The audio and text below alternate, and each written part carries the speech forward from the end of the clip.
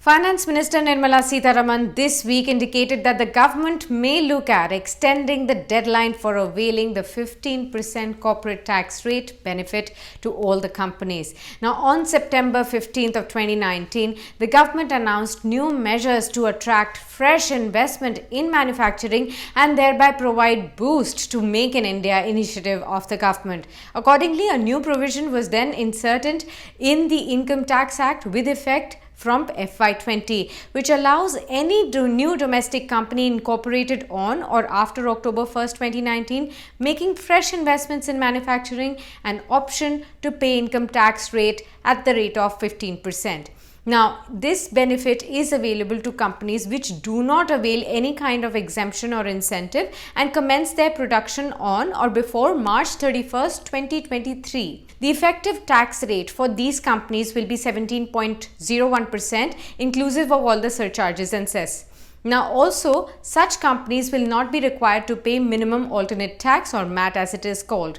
The government wants industry to benefit from the 15% corporate tax rate on new investments and therefore may look at extending the deadline of March 31st, 2023. Finance Minister in her recent webinar with the industry chamber assured the industry of all possible government help with the intent of supporting the Indian businesses and reviving the economy post this crisis. Now, the minister also assured the industry of all possible government help in amid the coronavirus crisis that is really causing them a lot of problem.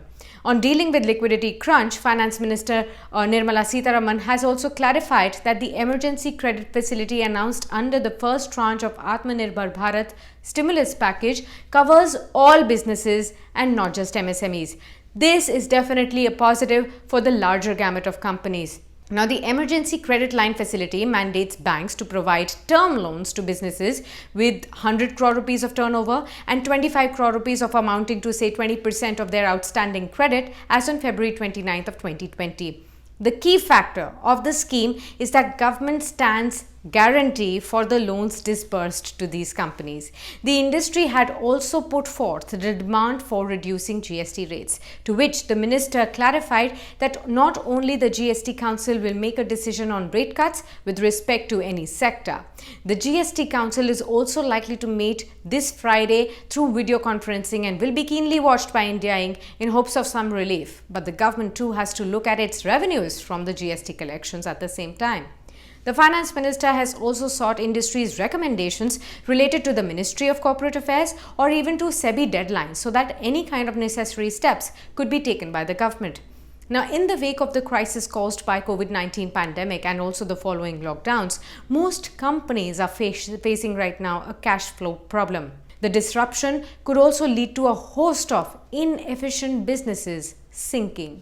Many could even move towards a widespread consolidation.